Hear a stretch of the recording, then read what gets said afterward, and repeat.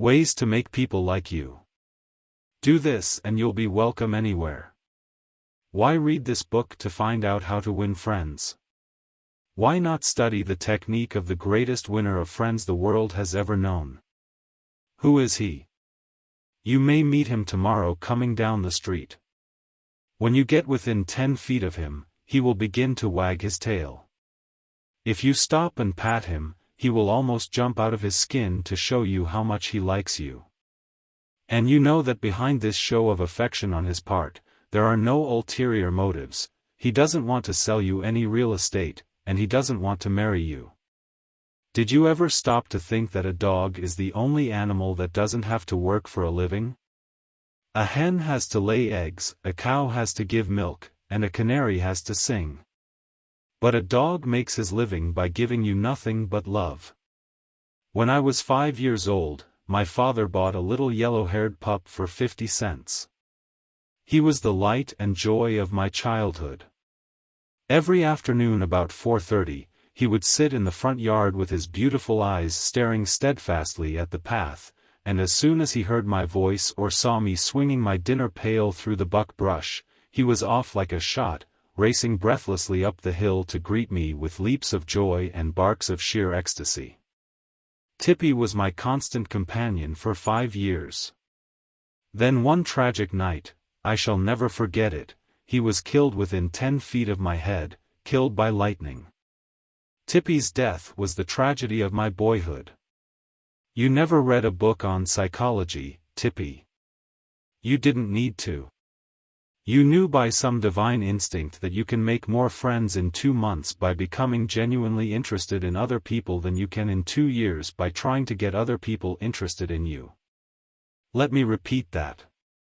You can make more friends in 2 months by becoming interested in other people than you can in 2 years by trying to get other people interested in you.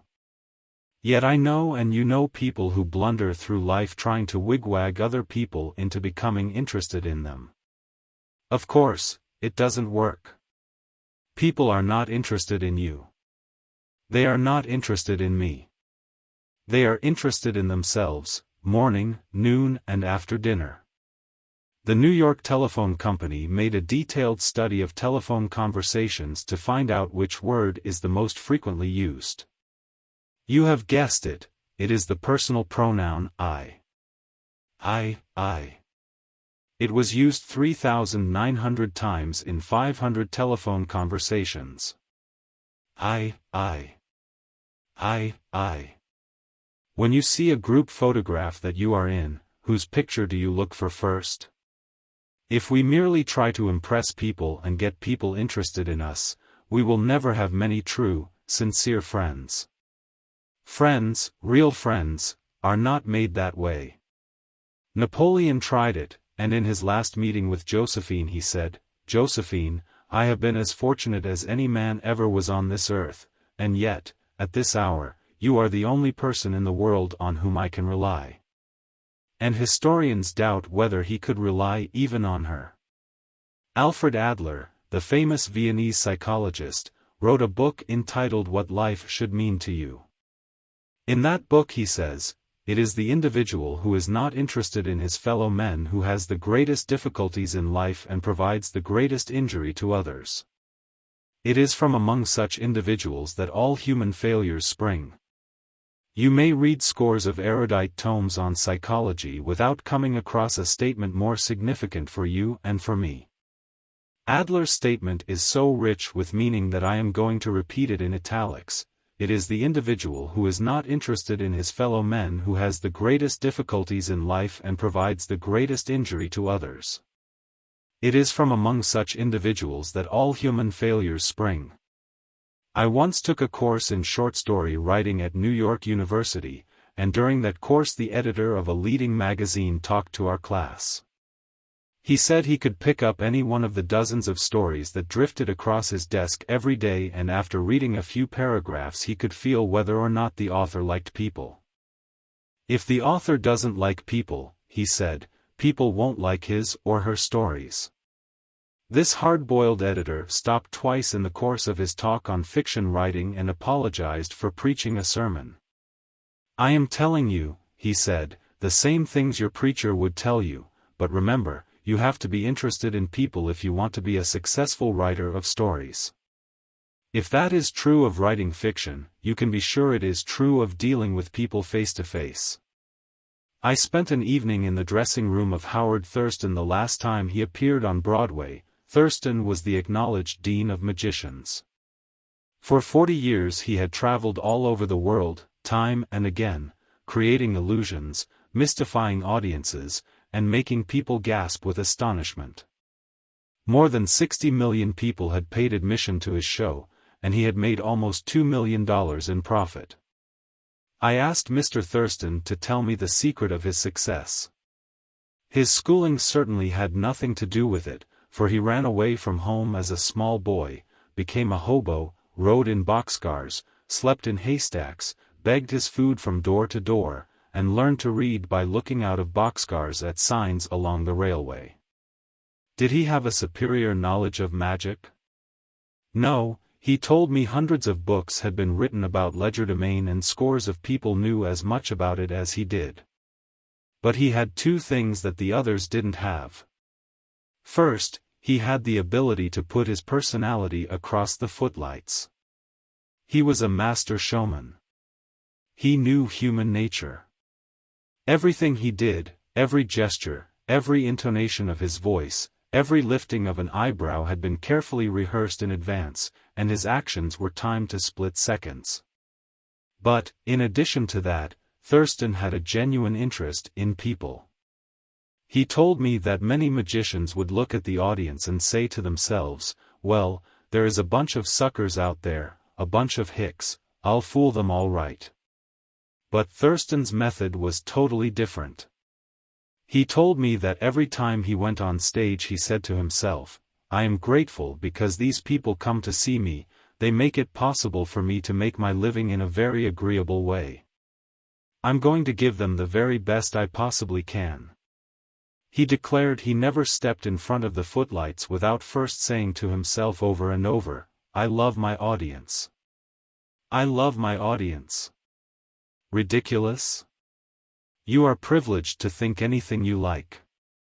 I am merely passing it on to you without comment as a recipe used by one of the most famous magicians of all time. George Dyke of North Warren, Pennsylvania, was forced to retire from his service station business after 30 years when a new highway was constructed over the site of his station. It wasn't long before the idle days of retirement began to bore him, so he started filling in his time trying to play music on his old fiddle. Soon he was traveling the area to listen to music and talk with many of the accomplished fiddlers. In his humble and friendly way he became generally interested in learning the background and interests of every musician he met. Although he was not a great fiddler himself, he made many friends in this pursuit.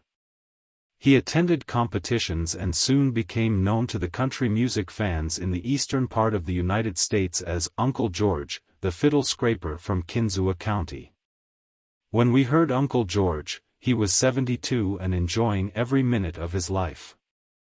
By having a sustained interest in other people, he created a new life for himself at a time when most people consider their productive years over. That, too, was one of the secrets of Theodore Roosevelt's astonishing popularity. Even his servants loved him. His valet, James E. Amos, wrote a book about him entitled Theodore Roosevelt, Hero to His Valet. In that book Amos relates this illuminating incident. My wife one time asked the president about a Bob White. She had never seen one and he described it to her fully. Sometime later, the telephone at our cottage rang. Amos and his wife lived in a little cottage on the Roosevelt estate at Oyster Bay. My wife answered it and it was Mr. Roosevelt himself. He had called her, he said, to tell her that there was a Bob White outside her window and that if she would look out she might see it. Little things like that were so characteristic of him. Whenever he went by our cottage, even though we were out of sight, we would hear him call out, "Annie," or "James." It was just a friendly greeting as he went by. How could employees keep from liking a man like that? How could anyone keep from liking him? Roosevelt called at the White House one day when the President and Mrs. Taft were away. His honest liking for humble people was shown by the fact that he greeted all the old White House servants by name, even the scullery maids. When he saw Alice, the kitchen maid, writes Archie Butt, he asked her if she still made corn bread. Alice told him that she sometimes made it for the servants, but no one ate it upstairs. They show bad taste, Roosevelt boomed, and I'll tell the President so when I see him. Alice brought a piece to him on a plate, and he went over to the office eating it as he went and greeting gardeners and laborers as he passed. He addressed each person just as he had addressed them in the past. Ike Hoover, who had been head usher at the White House for 40 years, said with tears in his eyes, "It is the only happy day we had in nearly 2 years, and not one of us would exchange it for a $100 bill." The same concern for the seemingly unimportant people helped sales representative Edward M. Sykes, of Chatham, New Jersey, retain an account. Many years ago, he reported, I called on customers for Johnson & Johnson in the Massachusetts area. One account was a drug store in Hingham. Whenever I went into this store I would always talk to the soda clerk and sales clerk for a few minutes before talking to the owner to obtain his order. One day I went up to the owner of the store, and he told me to leave as he was not interested in buying products anymore because he felt they were concentrating their activities on food and discount stores to the detriment of the small drugstore. I left with my tail between my legs and drove around the town for several hours. Finally, I decided to go back and try at least to explain our position to the owner of the store. When I returned I walked in and as usual said hello to the soda clerk and sales clerk. When I walked up to the owner, he smiled at me and welcomed me back.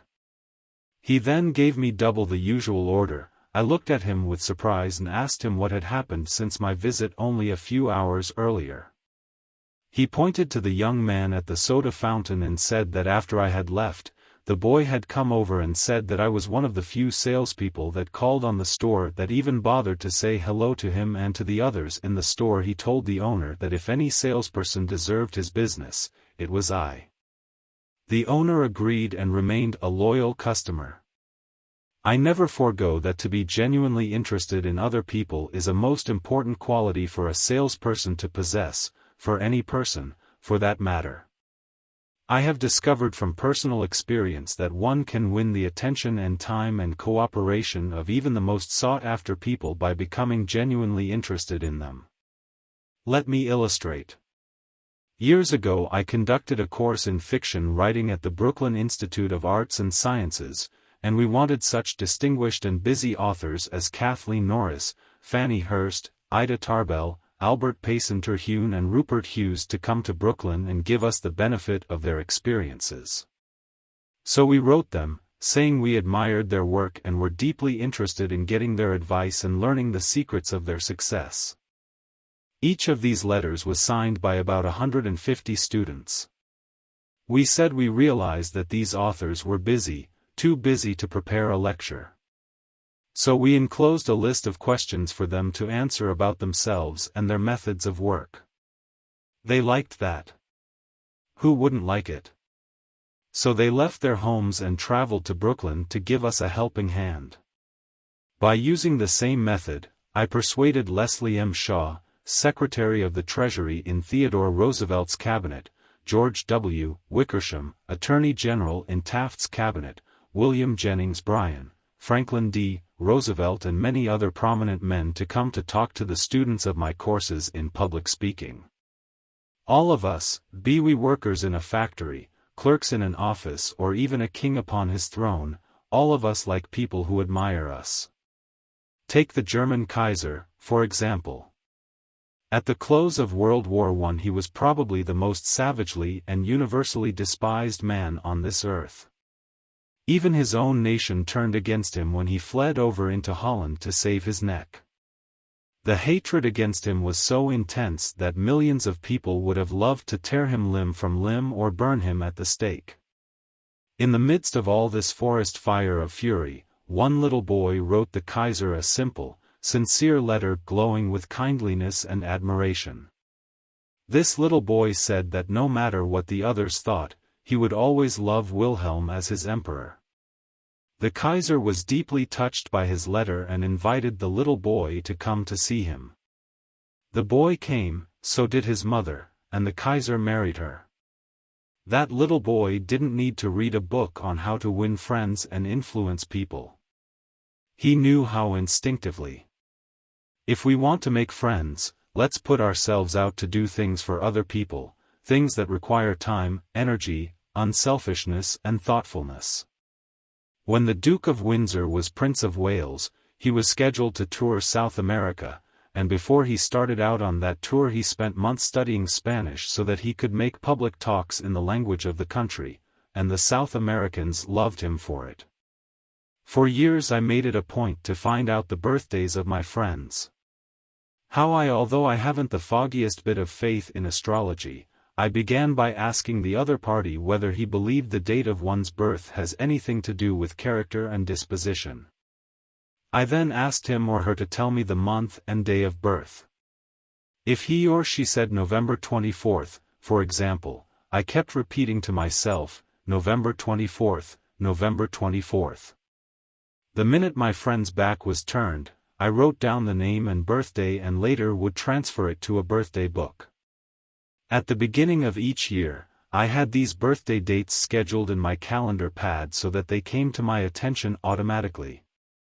When the natal day arrived, there was my letter or telegram. What a hit it made! I was frequently the only person on earth who remembered.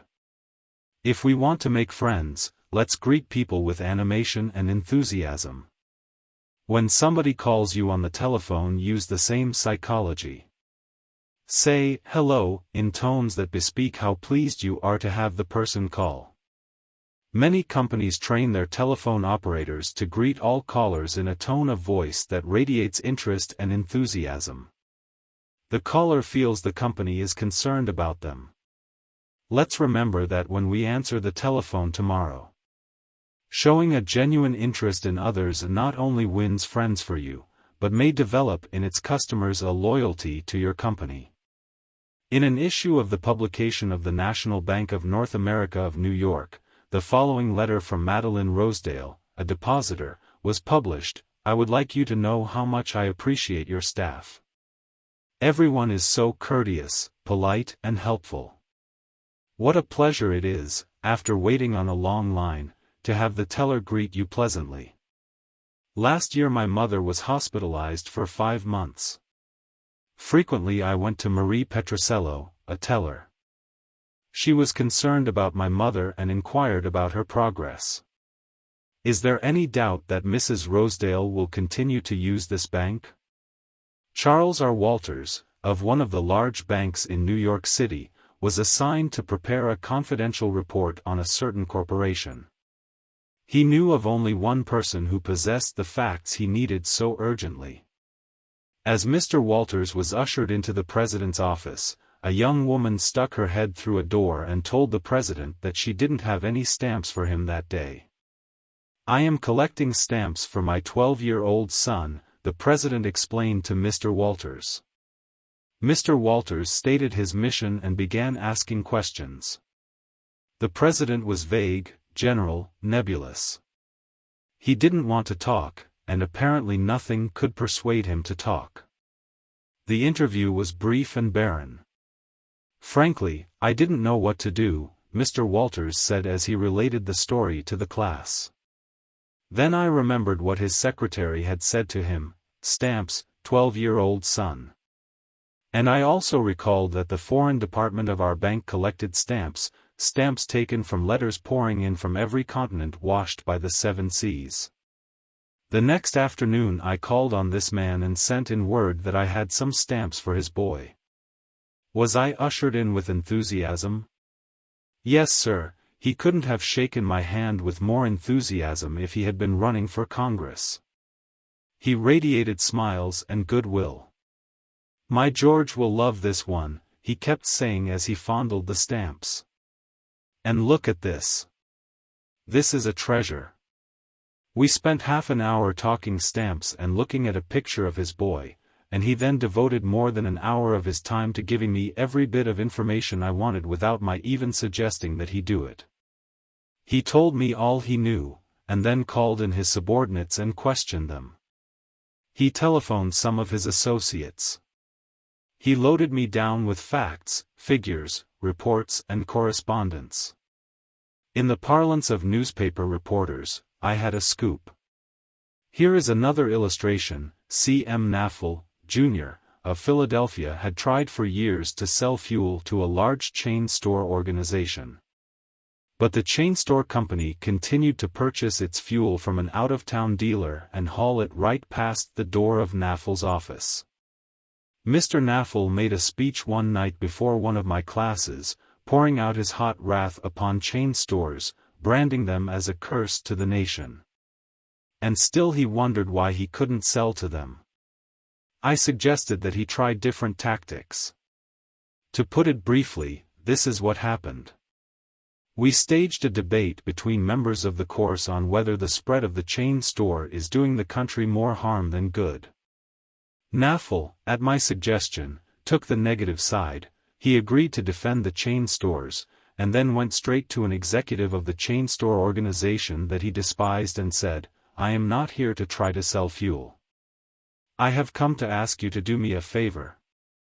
He then told about his debate and said, "I have come to you for help because I can't think of anyone else who would be more capable of giving me the facts I want. I'm anxious to win this debate, and I'll deeply appreciate whatever help you can give me." Here is the rest of the story in Mr. Nafel's own words. I had asked this man for precisely 1 minute of his time. It was with that understanding that he consented to see me. After I had stated my case, he motioned me to a chair and talked to me for exactly 1 hour and 47 minutes. He called in another executive who had written a book on chain stores. He wrote to the National Chain Store Association and secured for me a copy of a debate on the subject. He feels that the chain store is rendering a real service to humanity. He is proud of what he is doing for hundreds of communities. His eyes fairly glowed as he talked, and I must confess that he opened my eyes to things I had never even dreamed of. He changed my whole mental attitude. As I was leaving, he walked with me to the door, put his arm around my shoulder, wished me well in my debate, and asked me to stop in and see him again and let him know how I made out. The last words he said to me were, "Please see me again later in the spring. I should like to place an order with you for fuel." To me that was almost a miracle. Here he was offering to buy fuel without my even suggesting it. I had made more headway in 2 hours by becoming genuinely interested in him and his problems than I could have made in 10 years trying to get him interested in me and my product. You didn't discover a new truth, Mr. Nafel. For a long time ago, 100 years before Christ was born, a famous old Roman poet, Publilius Cyrus, remarked, "We are interested in others when they are interested in us." A show of interest, as with every other principle of human relations, must be sincere. It must pay off not only for the person showing the interest, but for the person receiving the attention. It is a two-way street, both parties benefit. Martin Ginsburg, who took our course in Long Island, New York, reported how the special interest a nurse took in him profoundly affected his life. It was Thanksgiving Day and I was 10 years old. I was in a welfare ward of a city hospital and was scheduled to undergo major orthopedic surgery the next day. I knew that I could only look forward to months of confinement, convalescence and pain. My father was dead, my mother and I lived alone in a small apartment and we were on welfare. My mother was unable to visit me that day. As the day went on, I became overwhelmed with the feeling of loneliness, despair and fear. I knew my mother was home alone worrying about me, not having anyone to be with, not having anyone to eat with and not even having enough money to afford a Thanksgiving Day dinner. The tears welled up in my eyes, and I stuck my head under the pillow and pulled the covers over it. I cried silently, but oh so bitterly, so much that my body racked with pain. A young student nurse heard my sobbing and came over to me. She took the covers off my face and started wiping my tears. She told me how lonely she was, having to work that day and not being able to be with her family. She asked me whether I would have dinner with her. She brought 2 trays of food, sliced turkey, mashed potatoes, cranberry sauce and ice cream for dessert.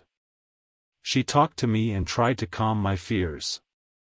Even though she was scheduled to go off duty at 4 p.m., she stayed on her own time until almost 11 p.m.